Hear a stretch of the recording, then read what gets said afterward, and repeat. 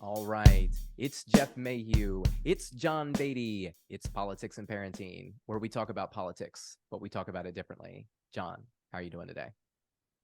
I'm doing all right, Jeff. So we talk about politics a little bit on the show. We talk about parenting a little bit on the show, and so we've been having a parenting crisis, if you will, because everything is a crisis if it's something top of mind. Where one of our children that I will not name nor give a grade to give, for the saving their anonymity, but is having trouble with the spelling tests, and we got word from it's never so I guess I'll get a little bit. So he goes to the school I work at, so I got a call from his teacher Friday afternoon, and my first thought was like, oh, I'm sure the internet's down, the printers don't work.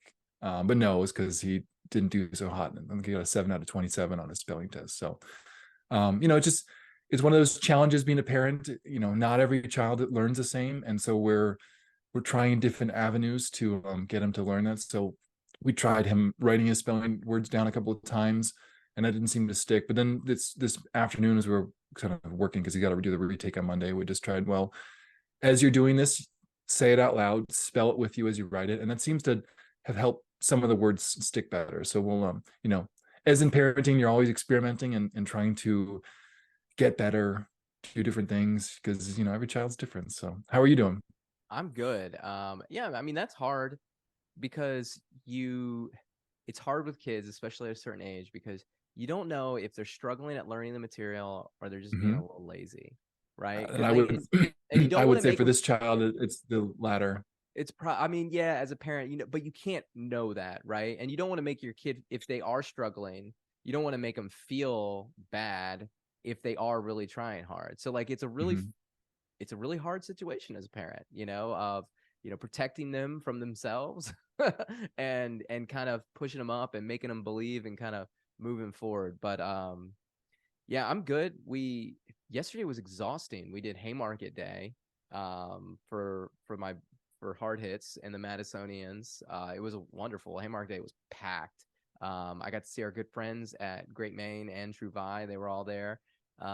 Leslie was there. She was doing the intro on the top of the building there in Haymarket, and I saw Jason Mirae. How do you pronounce his last Miares, name? Miares, Mirare. Miares, because he's cute. Miyares. He's Cuban. Miyares. I saw him there and he was walking in the crowd and he was pretty far away from me. And I yelled at him and I'm like, hey, Jason, we need campaign finance reform.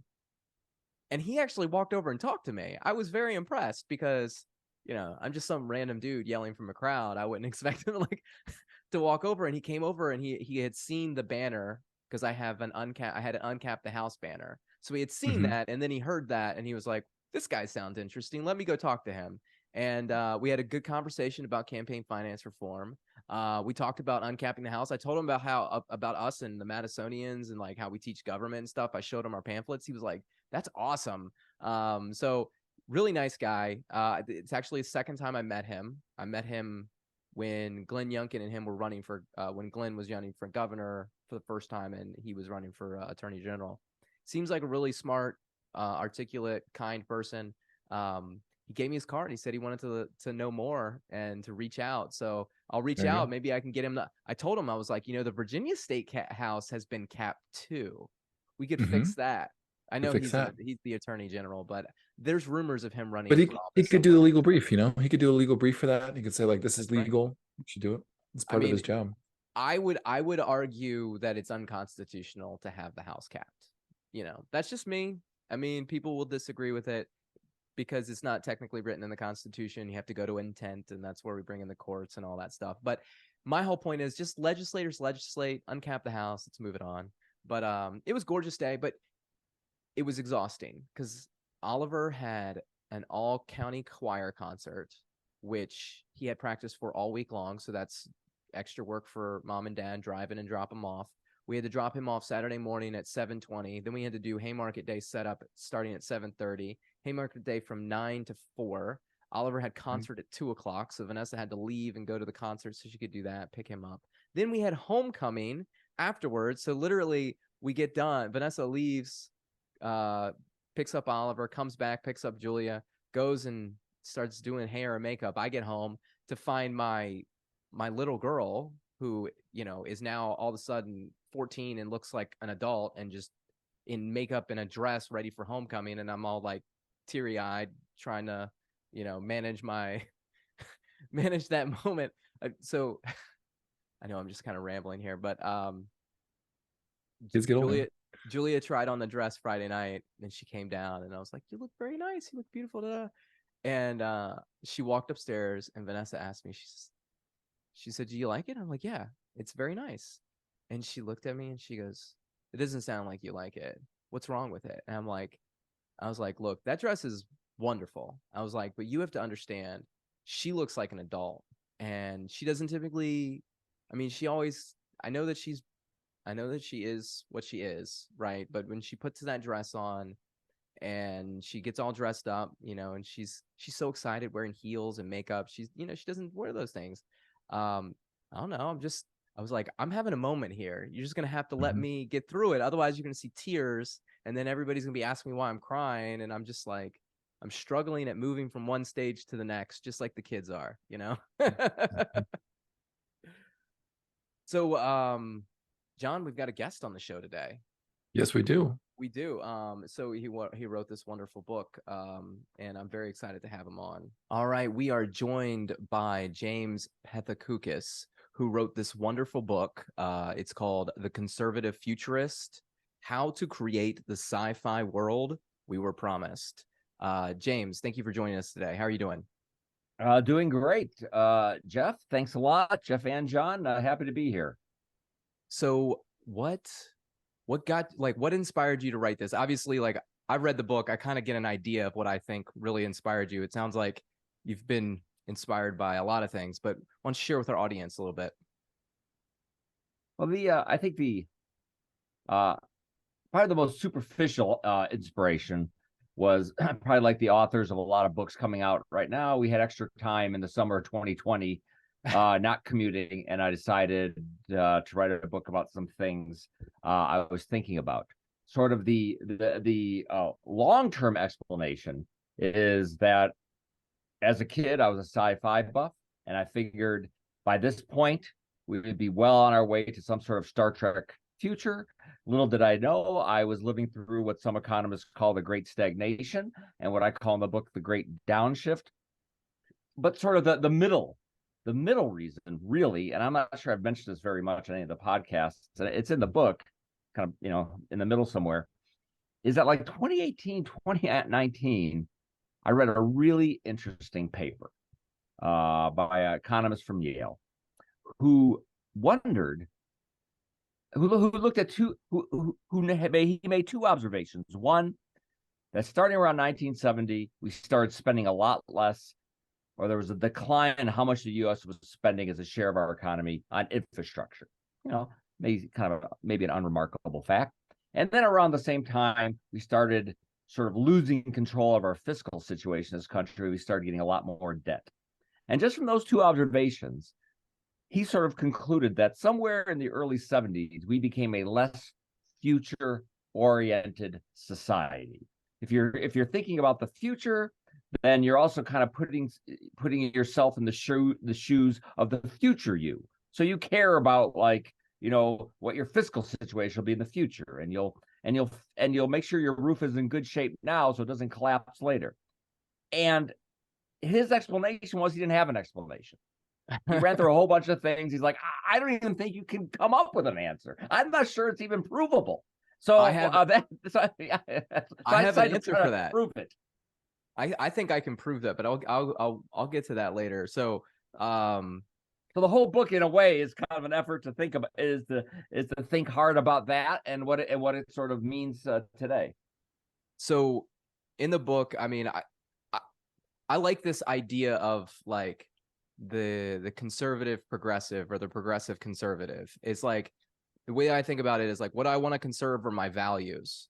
What I want to progress is my way of life, and you kind of break down this thought process into and I think you take it from a sci-fi book, Upwinger, like Upwing or Downwing, right? Yeah, well, I don't think it was meant to be a sci-fi book. Well, I mean, when you look at it, it feels like a sci-fi book. Yeah. But so, like, you want to explain to our audience, what do you mean by upwing and downwing? Well, listen, if and again, I mean, listen, it's called the Conservative Futurists. I work at a think tank, which is considered a center right think tank. Uh, I guess I self-identify as conservative, and I have a certain definition for that. But I guess broadly, if you think that humans have these sort of agency and confidence and enough smarts to solve problems so that tomorrow can be like better than today, more bountiful, fewer people in poverty. We can be more resilient to big disasters and get richer. Everybody, that the poorest people today someday, will live like we do today or better. If you think all those things are true and technology plays a key role in that, then you're an upwinger. Now, some people that may sound like that's everybody, but that's really not everybody. Not everybody thinks that way.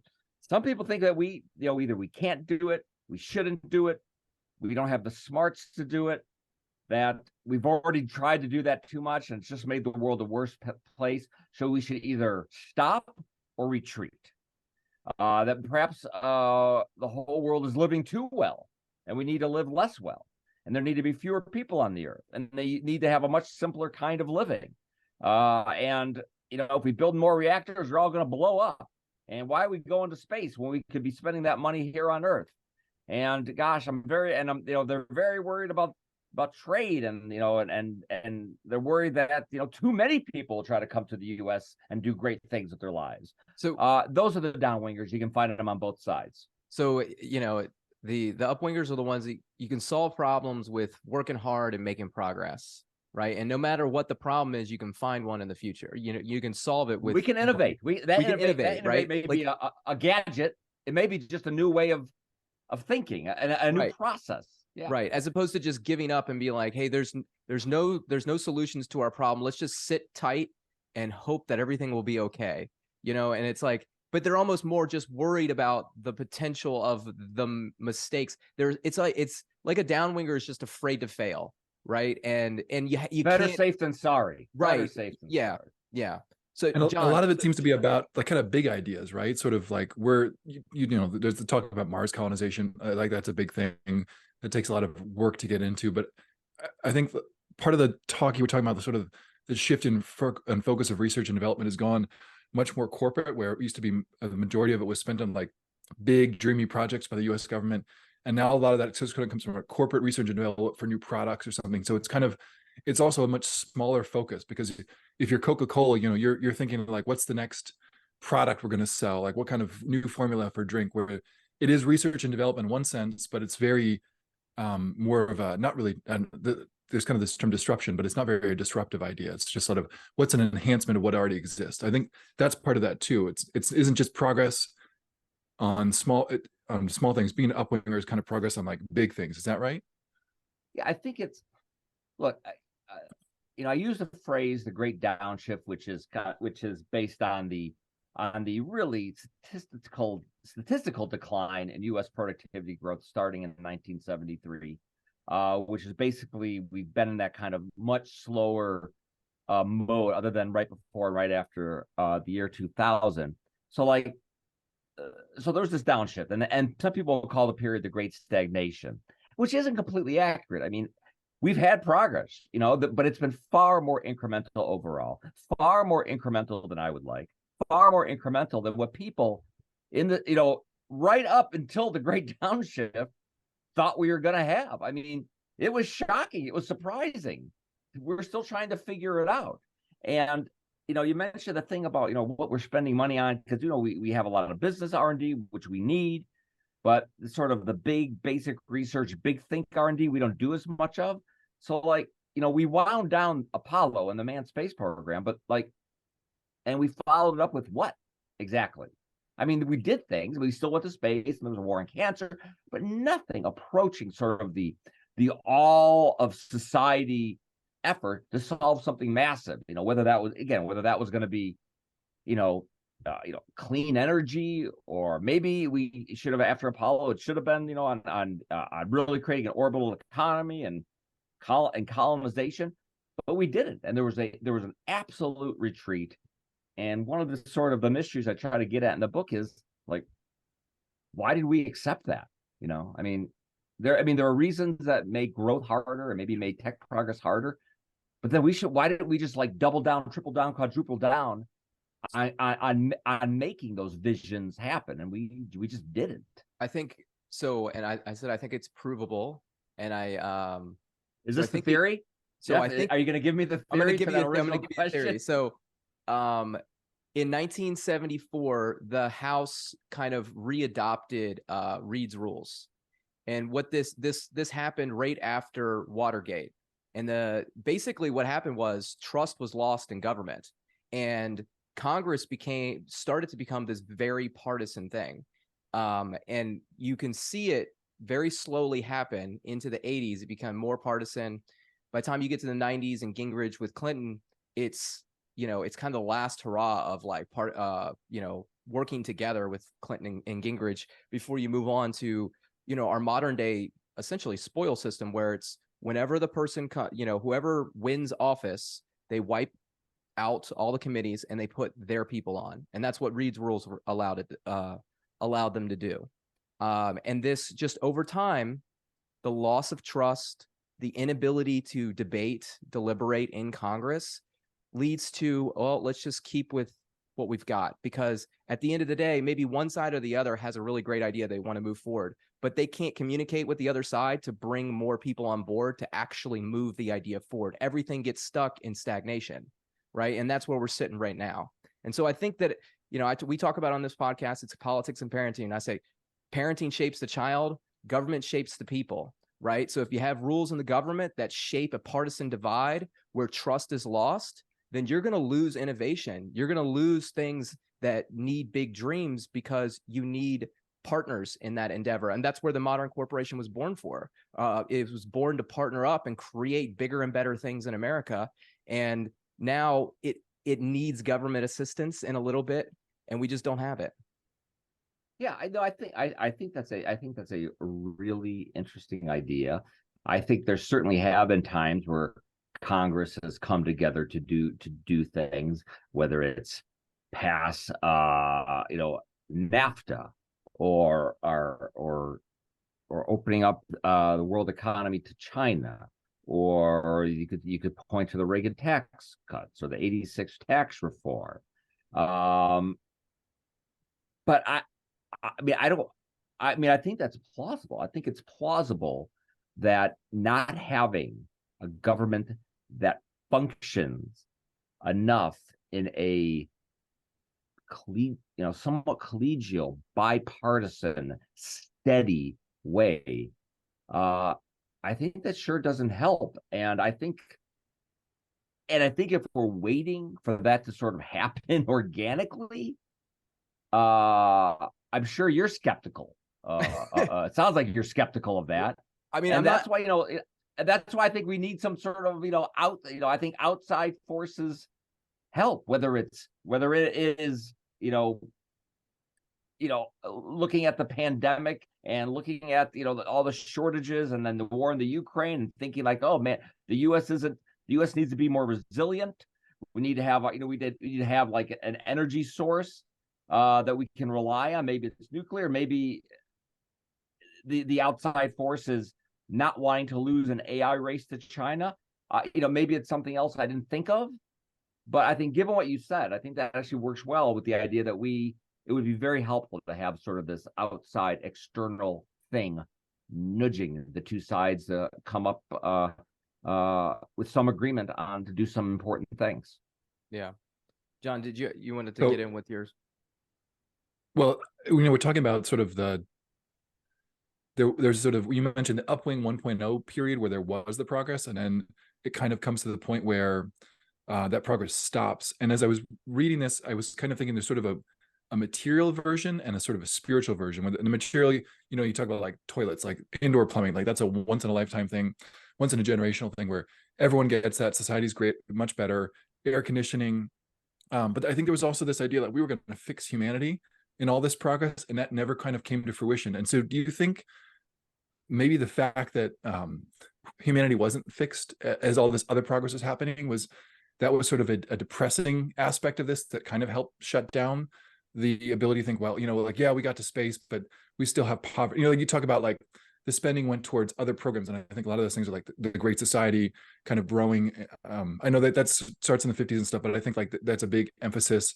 There's regulations, environmental regulations, are like, well, we got to solve our current environment. So do you think that sort of our ability to not, to fix our physical world, but at the same time not kind of fix our human flaws also contributes to that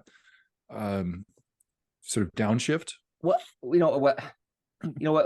it's interesting that it was really during the period of very rapid growth, where people could look around and it seemed like, yeah, the economy's growing and incomes are rising, and every day there's a new gadget that's coming forth. It was during that period that we started focusing on civil rights, that we started focusing on deep poverty in the nation.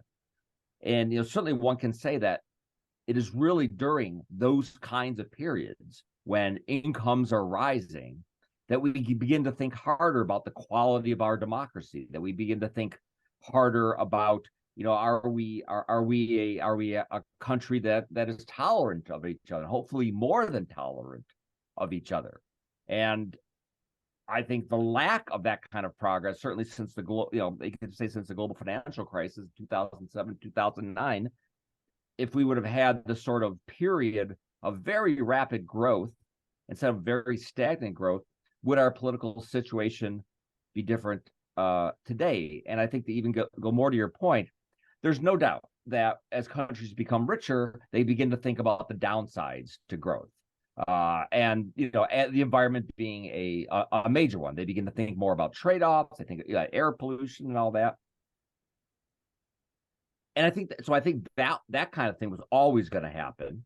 So, but let me just finish, is that, but so were we going to get an environment? So yes, we were going to get an environmental movement that thought hard about those trade-offs, but was it baked into the cake that we were going to get an environmental movement that was going to say, we've made a terrible mistake here.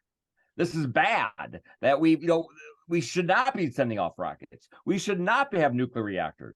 We should not be wearing, polyester pants. This has all been a terrible mistake. Was it for sure that we're going to get that kind of environmental movement, or one that said, hey, let's think about trade-offs. Let's clean the air. Let's think about, how can technology help us so we can have growth and a cleaner. But that's, to a large extent, that's not what we got. Instead of saying, let's kind of shift course, they were saying, let's turn this sucker around and go back. Well, this ties right into the point I was making about the partisanship, because the 08 crisis, I mean, the Frank Dodd legislation that came out of that, Chris Dodd literally was out as a senator because of how partisan the system had become. So, and this idea of to be able to do these big projects and to move the country forward, there's got to be a little bit of trust and hope. And the reality is, in the partisan system, everything was about fear and divide, right? Because I just finished this book here by Robert Kreiser, Act Congress, and he's talking about how in both sides, both Republicans and Democrats are pressuring Dodd and trying to kind of blow up this bill simply so they could win political points, right? And it's if all of your politicians are pointing negative at the other side, there's no positive. What are the people going to think? They're going to be scared. They're not going to want to try things new. The idea of doing a big project is I can't believe in government. Government tells me that the other side is bad all the time, and they're government, so I don't like government, And like I said before, it's got to be a little bit of trust to do something big. Yeah, I think that's right. And I also think it matters what people sort of genuinely believe about the world. It's certainly my experience, dealing with Congress and staffers, that no one likes to think they're doing the dumb thing. No one wants to think there's actually a really obviously smart path, but I want to sit and advocate for the other. Now, maybe you can convince yourself that the smart thing's a dumb thing and the dumb thing is a smart thing. But I think people want to think that what they're doing makes some sort of basic sense. And I dug up this fantastic thing from 1976 where Atlantic Richfield, the oil company, had sent out or asked for people to write about their visions of the future. Like, what would the world be like, in the year 2076 instead of 1976? And they got a bunch of experts to give their thoughts to. And it was interesting that and this was a group of people across the spectrum, and how many of them, including, Nixon officials, and thought that there were too many people, we were going to run out of oil and all that. So that was kind of like a bipartisan belief. Charlton Heston, who ended up being a conservative, ended up the head of the NRA. He was in that film Soylent Green about overpopulation, about poverty and inequality and running out of everything. Like, he used his star power to make sure that movie got made, because that's what he thought too. So I think dysfunction plays a role, but I think just what very smart people across the aisle began to believe about the way the world works and was working and not working really did matter. Yeah. Speaking of really smart people, they're working on new technology, John. What do you think about that? Oh, there's new technologies popping. Always new technology. So one of the big changes in the past, year, it's kind of come to the forefront, but it's been around for a while, is the whole AI revolution, machine learning, large language models, and especially the ability for us to kind of communicate with machines and for it to seem very humanistic, almost Space Odyssey 2001 was, as you mentioned in the book. Like, what are your thoughts on that? Do you think that's kind of going to be a big revolutionary technology that's going to help do this upwing 2.0, 3.0, or do you think it's more of a flash in the pan that people will see the dangers of it and they'll shut it down? Well, it's what I've been waiting for my entire life. My entire life been waiting for a powerful tool to help create, really, like the title of the book, like the sci-fi world like I imagined. And it's early days, and the technology is sort of as bad as it's ever going to be, and tomorrow will be better, and the day after that. Well, that's the truth. Like every couple months, there's a new Chat GPT model that's much, much more powerful. So, and the history of technologies, and maybe this will be more rapid, is it takes a while for business to figure out how to do it, how to use it. It took them forever to figure out how to really, use electricity for factories. You had to reconfigure the factory floor, and that was going to be expensive. And you had one way of doing it, and your old employees old ones had to kind of retire before the new ones were, more amenable. So I don't know how. So the jury is going to be out for a while. Certainly, the early studies, both experimental and where they've actually used it in businesses, are pretty thrilling. And the most exciting uses will be really to help, researchers move faster, whether that's, in biology, material science. So I don't know, but the fact that just to talk about sort of this generative AI, these large language models like ChatGPT, it was only last November that this was introduced, and it didn't take long for people to freak out, calling for an AI pause. There were some rallies, maybe sparsely attended, in some major cities over the weekend, and I think it's not an encouraging sign that we get a brand new technology that may really accelerate progress, health, incomes, and all we can think of is, oh my gosh, this is going to be the Terminator, and maybe it'll only take my job and not kill me. Only taking our jobs, for a lot of people, that's the positive version of the story. Deciding to kill us and replace us all with the robot friends, that is the worst version. Well, I think in the end, right now, I think hopefully we figured out that we need nuclear, and sort of this 50-year pause is over. So maybe in the end, that what is best will win out. I don't want a 50-year pause in AI. I think that would be bad. But I certainly worry about delay. Yeah, no, and I think, you talk a little bit about sort of the environmental regulations and stuff, and I imagine there'll be kind of a push in some sense to regulate AI. Like you talked about, there's a push my gosh, for pause. yeah, already. So I think that's going to be incumbent that we don't let that, There are roughly people 175 bills right now in Congress about how to regulate AI, create an AI agency. So, they are they have it in its sights. The problem with the problem with regulation is nobody in Congress knows what they're doing. Like at the end of the day, it's the staff that does the job, and the Congress people, they don't know how to articulate it and persuade people onto their side of the aisle. And from what I've read, it doesn't sound like a lot of them are willing to put in the work to understand the complex issues that they're supposed to regulate, which typically is going to end up with like either over-regulated or too under-regulated. And I think AI is great for humanity if used in the right way.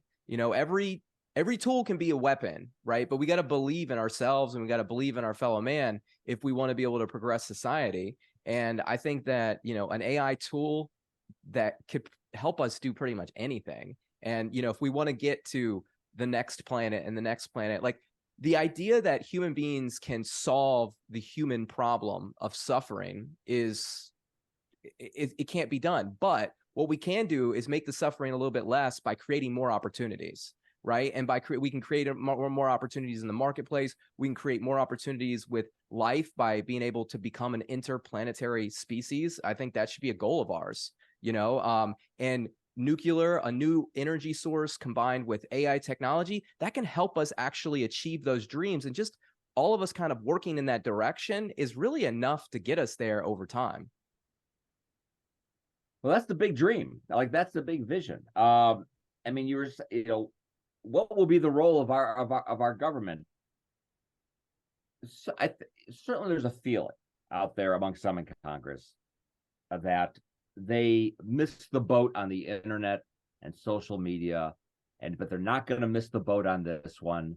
So they're going to make more of an effort, one, to understand the technology. There are actually like lots of sort of these like briefings going on Capitol Hill to try to really get up to speed. So there's not these embarrassing hearings when they were quizzing the various social media CEOs, when it's like clear they had very little idea of what to ask other than what was on their cards. So I think there is going to be more of an effort to understand and to regulate. But just think about it, and this is certainly true among some people at the Federal Trade Commission, who think that the light regulation of the internet, the decision to not create like the Internet Regulatory Agency in 1998, like that was a mistake. Like that we should have really gotten a better handle on it. And let me tell you something. If that has what we would have done, decide to really, heavily regulate, lock down the internet, maybe every new website would have to be licensed. I don't know. We would not be having this discussion about AI today. We would probably not be having a discussion about a lot of new technologies, because the ability for people to research and collaborate via the internet is exactly why we're even having this debate today about these new technologies. We would not have them, and I guess we wouldn't have to worry about regulating them because they wouldn't exist. Yeah, isn't it so great that they missed the boat for the internet? I mean, as you're talking about them trying to get more, it's almost a miracle. Yeah. The fact that they missed it, that they didn't regulate it is so phenomenal. Like the fact that there is so little sort of outside control, and it's a lot of experimenting and a lot of change. I mean, what has changed in the past 20 years. I like to tell the story that my first job out of college didn't exist when I graduated from high school, because I was building iPhone apps. I graduated from high school right before the iPhone came out, and then I started making iPhone apps when I graduated from high school. Like that's a 3-year period where a lot of things change, and I think the smartphone has had a tremendous impact on society. Some great things, some definitely some negativities with how easy it is for kids to sit on social media all day. But I think in general, and like that, and that's a problem. If honestly, like that's a regulation that would probably, we've realized that that's a danger, and we can go and fix that. Like I work at a school, and we've kind of decided like, let's not put the phones in the kids' hands during the school day. Let's put it away. If you don't need it, if you're in middle school, and if you're in high school, submit it at the beginning of the day and then get it at the end. Like there are ways to fix that without having to like throw the whole baby out with the bathwater, saying, no smartphones at all. Like it's a tremendous tool. And I think like that's the kind of attitude that's going to benefit all of us. You know, and I think like nuclear is one of those examples too, where it, in one sense, you can build a bomb and destroy a whole neighborhood. In the other sense, you could power a whole neighborhood. You could power a whole city. So it's just a matter of like, there's the technological aspect, and then there's how do you apply that, and how do you work to make things better with that technology. And I think AI is going to be the same thing. It's a tool, and how do we apply it? I mean, there's no doubt there will be problems, and there will be unforeseen problems. Mm-hmm. Always are. And what do? You know, we fix them. We create a new technology to fix that problem, and maybe that new technology will have a problem. You know, and there's like this back and forth. But the back and forth, it doesn't mean we just stay where we are. We keep moving forward. And you know, it seems to me like such an obvious lesson that, I mean, my God, I mean, we're sitting here having these, you know, debates about climate change, and some people saying, you know, we need to, like, you know, live poorer lives. When have we decided not only to fully embrace nuclear energy a half century ago, but then 50 years of improving the technology? Where would we probably already would have these commercial fusion reactors from coast to coast. And I mean, I'm sure there'd still be problems in the United States and things we would debate about, but this wouldn't be one of them. And, you know, and the fact that this is supposed to be like the defining issue of the 21st century, the defining problem, and if we don't all die from heat exhaustion, we'll just get by the skin of our teeth. Well, you know, not having that debate would be pretty great and would be worth a lot. And we decided to go a different direction, you know, over, you know, really scary stories and emotion. And this is the fix we're in. I don't want to repeat the story for AI. I feel like my whole life has been moving to this point. Now I got to fight. I wasn't old enough to fight about nuclear energy, but I can fight about, you know, AI, and I can fight about the value of us becoming an orbital economy and a spacefaring civilization. I'm ready to fight these fights, even though I missed the other ones. So that leads me right into my next question. Actually, in the book, it's very clear. I mean, fight from my keyboard, of course. Yeah, no, I know. Not actually, no, I don't actually have to leave this office, but in the book, it's very obvious that you have read or watched a lot of sci-fi. I consider myself a sci-fi nerd. I've read or watched almost every book that you've referenced in this book. And I'm just curious, what technology from your like sci-fi entertainment world do you want to see made reality in our future? Like, what do we not have now that's written about that you want to see 10 years, 20 years, 30 years, whatever it is in the future of humanity? What do you want to see us do? Yeah, listen, yeah, I absolutely thought that you know, that we would be humans would, lots of humans, thousands, millions would be in orbit on the moon, on Mars. That would have been shocking that we are not, that we get excited. And I think currently we have the most people off planet that we've ever had, and it's like a dozen or something. That, you know, the ability to do that and sustain a human presence off planet. I mean, I think in the book, I think there's an economic case. I think more important, there's a human, you know, survivability case for doing that. I really do agree with Elon Musk when he says, like, that's important. Like, so far, this is the only place we've discovered that we have intelligent life.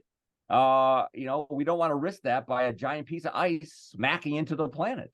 Right. And I mean, it was I don't know if you recall the meteorite that crashed in Russia like 5, maybe 6 years ago. It was very well documented because they all have dashboard cams. And I mean, that wasn't that big. That like came out of nowhere. And, you know, we didn't really track it. We couldn't have stopped it. And right now, if something big is headed toward Earth, NASA's been doing some experiments. We couldn't stop it any more than they could have stopped it when they first discovered Halley's Comet. Yeah. Like, that needs to change. And there's other things too that could happen. So I think, you know, in the book, I talk a lot about this futurist named Herman Kahn, who went from nuclear war theorists in the 60s, the sunny futurists in the 70s. And he talked about humanity mastering the solar system, certainly by this point. And right now we have 12 people in orbit, so we got a ways to go. Yeah. Have you watched the show? I think it's on Apple TV. I'm spacing on the name, but they replay the space race. Like, we didn't quit, we just kept going. And Yes, yeah, for all mankind. for all mankind. My Yeah. gosh, for all mankind, that's like one of the that is a fantastic example. That really, I mean, really gets a lot. And I've actually interviewed the creator Ronald D. Moore for my newsletter, and that really does run a fascinating history of where we lost the space race, but we kept racing. Right. That's We right. just kept racing. And, by the 80s, we had nuclear fusion and permanent bases, in the 90s. And now the new season 4 is coming out in November. And I love alternate history. And that's I think, a really like well thought out world building, Yeah. especially for television, about that. Like, everything would have been accelerated. And, and instead we're sitting here still figuring out whether we should build big light water reactors and all that, when we should be thinking about like what nuclear fusion 5.0 looks like. Yeah. And I think on the new season, or season 3, they had a new element, or not, like a new something that they were mining on the moon, and then bring like a new energy source, and that helped them go even further, right? And it's like, yeah, I think they were trying to like mine some helium-3 or helium-3, that's what it was. or something. Yeah, like, this isn't just about national prestige, right? So people say, we spent a lot of money to put a flag on the moon. It isn't just about that. I mean, it's partly about that. I think it's partly about aspiration, but there's an economic case. I think there's a human existential case for doing it. And to say, like, boy, if we didn't do it, school lunches would be better. You know what? We're a rich country. We can do both. Well, we can't do both when we can have Lunchables. We can have Lunchables at school, and we can have a multiplanetary civilization. We can do both. I would argue the multiplanetary civilization would make Lunchables at school more accessible for everybody. I think that's a fantastic theory, and I don't think you even have to support it. I think it's obviously true. Get some space ice cream with all that too. So that's like on the space ice cream. That's perfect, right? Oh man, do you still watch the Jetsons? Because I have twin 6-year-olds, and it's on HBO, and I like to watch. I only let them watch like old stuff that I've already seen. We don't watch new stuff. And I turned on the Jetsons the other day, and I'm like, oh my gosh, I forgot how great this show was. Yeah, I rewatched some episodes in the process of writing this book, and what's interesting is that the people who made the Jetsons, they didn't think this was like, I mean, granted, some things are exaggerated, and it's not, and everything is not like super hard science. They thought broadly like this was all very possible, that they were only building on what scientists and technologists at the time was saying could happen. And that is really true, is that it wasn't just like the sci-fi / public intellectuals of the time, like Asimov, Arthur C. Clarke, or some movie makers or cartoon makers who were saying this. Like, think tankers and CEOs and government officials thought like they were experiencing in the 60s, and as I said, and in the book again, really in the 90s, like an amazing moment where humanity was going to like really take off, and it was going to be full speed ahead, and then it didn't happen, and it was shocking when it didn't happen in the early 70s. It was shocking when the late 90s boom didn't turn into a forever boom, as certainly a lot of people on Wall Street thought. And folks at Wired magazine also thought, which I write a little bit about. So this is like, like the third bite at the apple here. We had like sort of the 50s and late 60s, and you had these kind of late 90s, and now here we are again. So like this is like a precious flame of progress that I do not want to go out. I want to see it get bigger and brighter, turn to a bonfire of progress. And I think that, I think there's a role for, I think there's a role for public policy here. But, I think as a society, we have to, at some level, believe that, like, it'll be worth it, right? That, like, we can do it. And it won't just mean job loss, and it won't just mean inequality, that, like, it will be a future that, like, they would want to live in and that they would want for their kids. And I'm not sure we have a lot of those images. So to get back to your point, I think, like, science fiction, that could, at least some science fiction that can create those images, is actually important. Is that the appeal then? I mean, you're fighting emotion, the sort of like, oh, AI is going to steal our jobs, or big robots are going to come. I mean, like those Boston Dynamic videos, or the dogs that open the doors, like that. That's amazing technology. But then you can also tell a story that they're just going to come murder you in your sleep. Like murder bots. Murder bots. Like what is that emotional story that we tell? Is it just that this is our opportunity to rebuild the American dream, or is it bigger than that? Well, for like on the emotion part, like, we had I read about the Fukushima nuclear meltdown, which 2011, where Japan then decided to shut down all the reactors. Turned out to be a disastrous idea. Far more people died from, like, the cold and the heat and high energy prices than ever died. Like no one really died at the reactor. It was really the evacuation. And then they decided to restart the reactors. And there's a great paper. And, like, why did they do that? It was emotion, right? People are, like, got freaked out, and they made decisions in an emotional state of mind that they now had to reverse 10 years later. So, like, emotion, like, that matters. And people seeing the Boston Dynamics videos, I see them, I'm like, I think that's cool. I think a lot of other people think those dogs are going to become murder dogs and hunt us down. I think there's a Black Mirror episode like that. So I think we have a natural inclination toward, like, caution and risk aversion and valuing, like, losses are more painful than gains. It's like this behavioral psychology. So yeah, I think it is important that we are able to conceptualize something beyond dystopia and the apocalypse and Armageddon. I think, I think our culture plays a huge role in that. We need more shows like For All Mankind. But I don't know. Maybe rather than wait for Hollywood to do it, maybe there are enough new AI tools that even an idiot like me can create cool futuristic images, and even start creating, like, all AI created films, and people who are sort of pro progress can start to create the media that Hollywood too often does not, and sort of rarely does. Well, what I found through, like, I don't know, just kind of reading history, whether it's like governmental or like corporate, right? So it's outside of the government, but it's kind of like a government. Is what tends to, stop progress is when people that have the power don't want to let it go, right? It's like new money versus old money. And it's like the way that it is good. You'll be happy this way because we're making money. And they kind of want to hold that until, and I think, like, the way to break that cycle is to open up opportunity, let more voices be heard, have more people involved in the progress. I mean, ultimately, if you want to get something big done, you need a lot of humanity helping out. Or if we're thinking of it as like the United States, we need a lot of our citizens participating. So that brings me to my next question.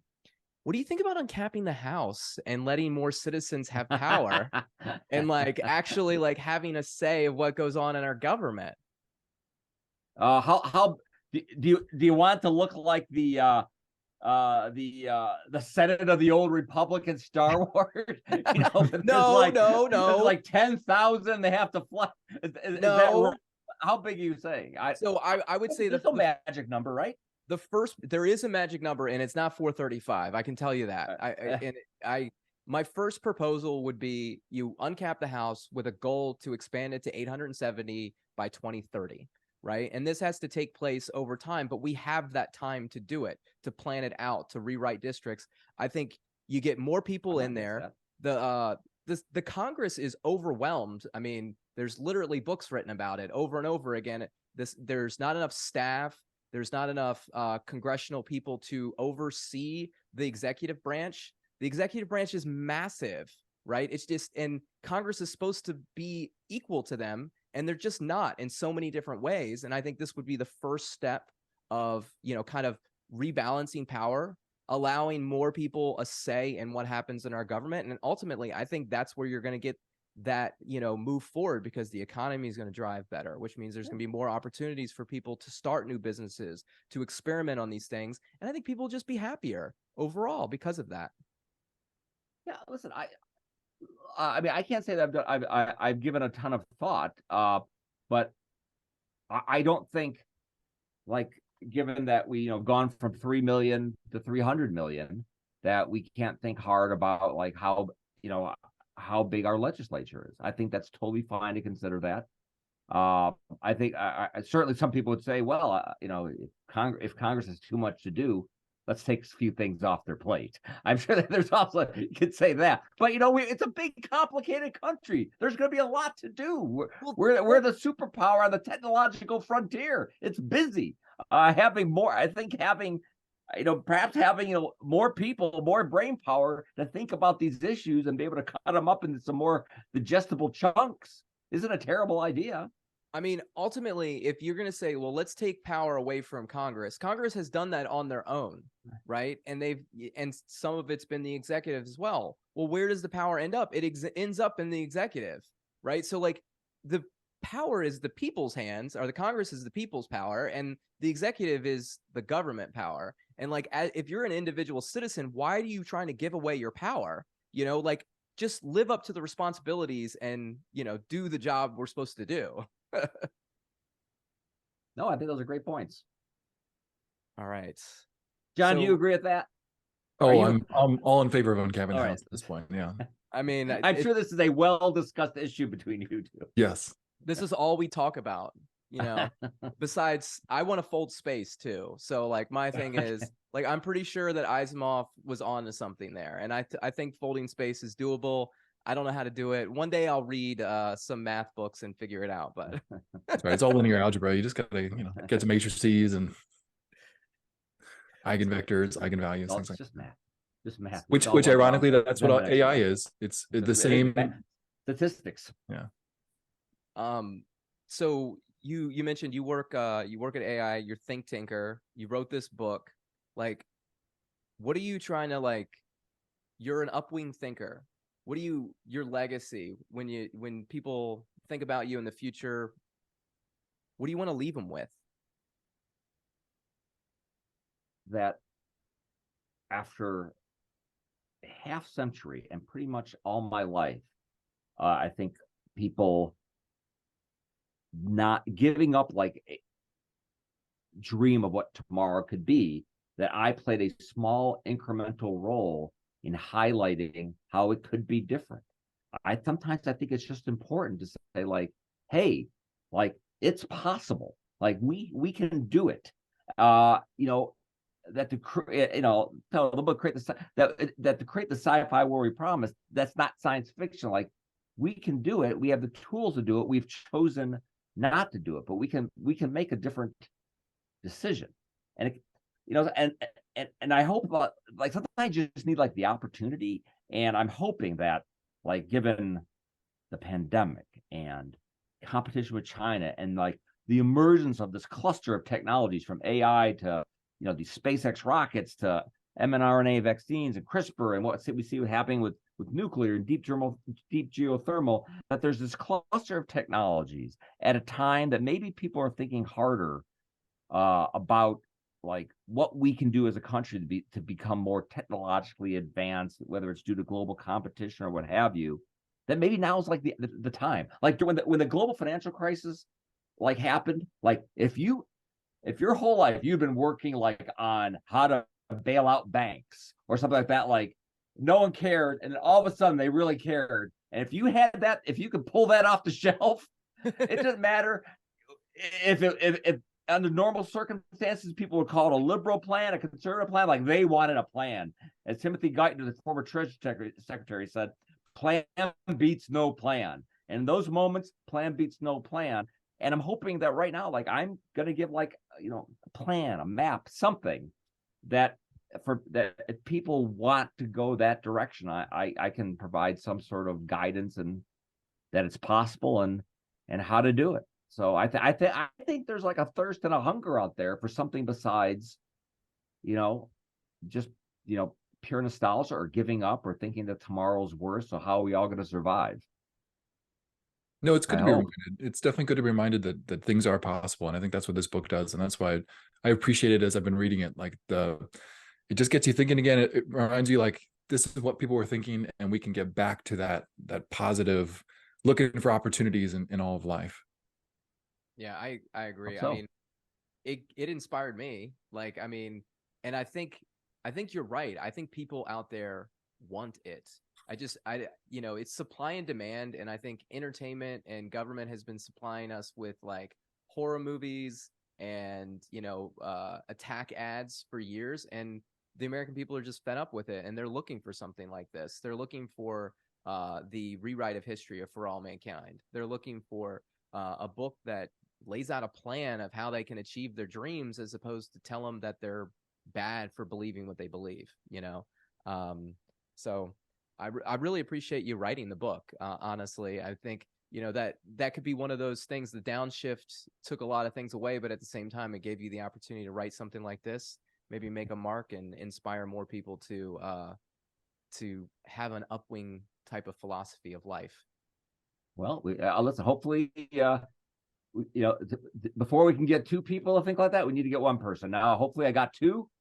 Now I can get two more. That's right. Podcast by podcast. That's right. That's all you can do, right? One person at a time. That's right. Well, I appreciate you joining us today, James. You can where would you recommend people pick up the book at? Oh gosh, it's amazingly it's everywhere.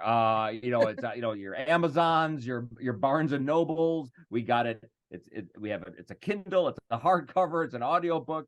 Somehow I got a major book publisher to back this thing, so it's anywhere you can find a book, it's there. Yeah. Particularly, I'm a big fan of the artwork on the front. I thought that, I don't know, did you have a part of that, or did you have a partner that helped you out with that? That artwork, they rejected all my ideas. They decided to go with the professionals. It turns out I like that artwork. It reminds me of the crystals in Superman from 1978, where he put the crystals and then things started building the Fortress of Solitude. So I view those like those crystals that they will build a better world. That's right. I love or something. It when I saw it, I mean, I was drawn to it because it feels very retro and futuristic all at once. And I think that's kind of what your book is. A little bit of history, a little bit of future, some economics thrown in. It's wonderful. If you haven't read it, go out, buy it at one of those wonderful locations, Amazon, Barnes and Noble, and read it. It's everywhere. Thank you, gentlemen. I appreciate it very much. Thanks for coming on, James. Thank you.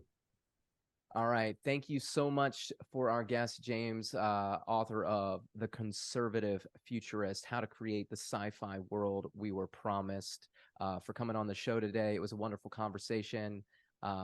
John, as always, thank you. And to our audience, remember to like, share, and subscribe. Peace and love.